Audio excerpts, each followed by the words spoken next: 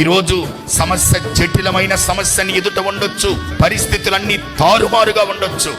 మనకున్న పోడల వాటి ఏంటంటే తంత్రాలకు ప్రాధాన్యత ఇస్తారు, తంత్రాలకు ప్రాధాన్యత ఇస్తారు. ఆ కొబ్బరికాయలకి, గుమ్మడికాయలకి, నిమ్మకాయలకి, గారకంపకి. నీ ఇంటికి ఆ తంత్రాలు కనపడుతున్నాయో, నీ ఇంటికి ఆ గుమ్మడికాయలు కనపడుతున్నాయో, నీ ఇంటికి ఆ పనికిమాలినటువంటి కొబ్బరికాయలు కులిపోయి చుట్టూ రౌండ్గా చుట్టి దాన్ని నీ గడపకి కట్టుకున్నావంటే, ఆ కంపలు ఈ కంపలు సూరులో పెట్టుకున్నావంటే దేవుని శక్తిని కించబరిచినట్టే, ఇండైరెక్ట్ గా నువ్వు ఒప్పుకున్నట్టే. ఏం ఒప్పుకుంటున్నావు?